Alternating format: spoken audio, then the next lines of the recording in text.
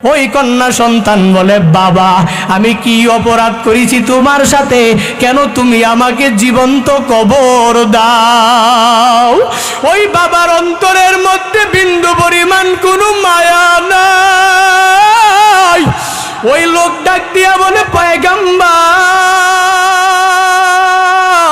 14 বছর আগে যখন আমার কোনো সন্তান ছিল না, আমার একটা কন্যা সন্তান যখন আমার ঘরে জন্ম নিল, আমার স্ত্রী বলে, স্বামী আমার আপনার ঘরে একটা কন্যা সন্তান জন্মগ্রহণ করেছে, এই কন্যা সন্তানটা আমাদের ঘরটা অনেক সুন্দর আলোকিত করেছে।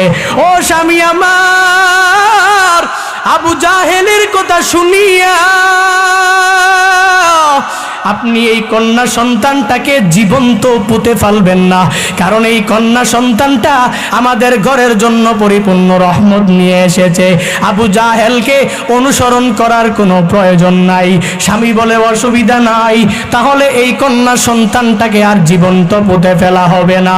1 বছর 2 বছর যখন চলে গেল, 3 বছর যাওয়ার পরে যখন সন্তানটা আব্বাজান বলে ডাকতে পারে, বাবা যখন সারাদিন কাজ করে, মাগরিবের সময় যখন বাবা বাড়িতে আসে, বাবাকে দেখলে বলে, বাবা সারাদিন কেন তুমি কাজ করো, কেন তুমি কাজ করো, তোমার কাজ করার কোনো প্রয়োজন নাই।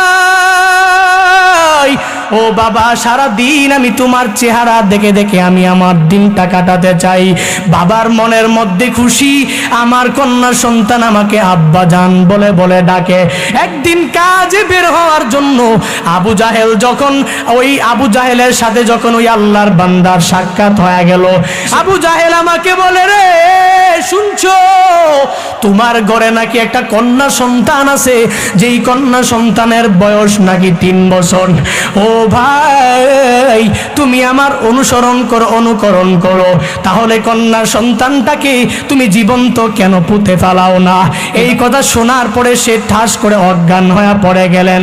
অজ্ঞান হয়ে পড়ে যাওয়ার পর ওই লোকটাকে আবার আবু জাহেল বলা আরম্ভ করলেন, যদি কালকের মধ্যে তুমি তোমার কন্যা সন্তানটাকে জীবন্ত পুঁতে না ফেলো, তাহলে আমি আবু জাহেল তোমার বাড়িতে আমার লোক পাঠাবো, আমার লোক পাঠাইয়া তোমার কন্যা সন্তানটাকে হত্যা করে ফেলবো।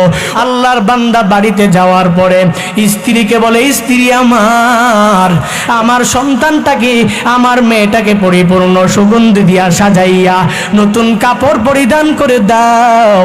সন্তানটা যখন বাবার বুকের মধ্যে জড়াইয়া বাবাকে বলে, বাবা তুমি আমাকে কোথায় নিয়ে যাইবা? ওই স্বামী ডাক দিয়া বলে, বাবা ডাক দিয়া বলে, সন্তান আমার, এরে সন্তান আমার, আমি তোমাকে তোমার মামার বাড়িতে নিয়ে যাইব। ওই লোক রহমাতুল্লিল আলামিনের কাছে এসে কান্না করে করে বলা আরম্ভ করলেন, ও পয়গম্বর, আমি আমার সন্তানটাকে যখন বললাম আমার সাথে যাওয়ার জন্য, সন্তানটা মনে বড় খুশি, মনে বড় আনন্দ। আমি একটু পরে বললাম, সন্তান আমার সাথে চলো। বারবার যখন জিজ্ঞাসা করলেন, ও বাবা তুমি আমারে নিয়ে কোথায় যাইবা বলো, আমি আমার মনকে সান্ত্বনা দেওয়ার জন্য আমি আমার সন্তানকে বললাম, এরে আমার কন্যা, আমার সাথে চলো, আমি তোমাকে তোমার মামার বাড়ি পর্যন্ত নিয়ে যাব। সন্তানটাকে সাথে নিয়ে যখন এক পাহাড়ের চূড়ার মধ্যে গিয়া যখন উঠলেন, এই পাহাড়ের মধ্যে চূড়ার মধ্যে উঠার পরে এবার সন্তানটা বলে, বাবা এখানে তো দেখা যায় কবরস্থান, ও বাবা তুমি তো আমারে আমার মামার বাড়িতে নিয়ে যাও না, ও বাবা তুমি আমাকে কবরস্থানে নিয়ে কেন এসেছো? বাবা বলে, সন্তান আমার সাথে থাকো, একটু পরে দেখবা কি হবে। সন্তানটাকে এক পাশে রাখিয়া বাবা যখন কবর খনন করা আরম্ভ করলেন, সন্তানটা বলে, বাবা কেন তুমি কবর খনন করো?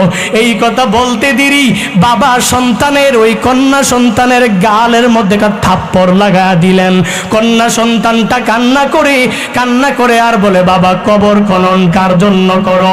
অন্য কোনো প্রাণী কবর দিবা কিনা, অন্য কোনো লাশ তুমি কবর দিবা কিনা। বাবার সাথে সাথে ওই কন্যা কবরটাকে যখন নিজেও খননের সাহায্য করা আরম্ভ করলেন, ওই বাবা তখনও মনের মধ্যে একটু দয়া মায়া হয় না, আমি কেন এই কন্যা সন্তানটাকে কবর জগতের মধ্যে জীবন্ত পুঁতে ফেলবো। ওই বাবা আমার নবীকে বলা আরম্ভ করলেন, পয়গাম্বর, আমি আবু জাহেলের কথা যখন মনে করতাম, আমি আর আমার মেয়ের জন্য কোনো দয়া মায়া আমার থাকতো না। রহমাতুল লিল আলামিন এই কথা শুনিয়া নবীর চোখ দিয়ে পানি। সাহাবায়ে কেরামরা বসে আছেন, এই লোকের এই কথাগুলো শুনিয়া পানি ধরে রাখতে পারে নাই। যখন ওই বাবাটা কবর খনন করার পরে ওই কন্যা সন্তানকে কবরে ফালানোর জন্য যখন তৈয়ার হয়ে গেছে, ওই কন্যা সন্তান বলে, বাবা আমি কি অপরাধ করেছি তোমার সাথে, কেন তুমি আমাকে জীবন্ত কবর দাও? ওই বাবার অন্তরের মধ্যে বিন্দু পরিমাণ কোনো মায়া নাই। ওই লোক ডাক দিয়া বলে, পয়গম্বর, আবু জাহেলের অনুসরণ করার কারণে আমি তখন আমার ওই মেয়ের মহাব্বত পরিপূর্ণ ভুলে গেলাম। আমি আমার মেয়েকে ওই জীবন্ত কবরে রাখিয়া আমি আমার মেয়ের উপরে একটা পাথর বুকের মধ্যে যখন আমি ফাললাম, আমার মেয়েটা তখন ডাক দিয়া বলে, আব্বা জান, আপনি আমারে কেন আমাকে এত কষ্ট দিচ্ছেন আমি বুঝলাম না।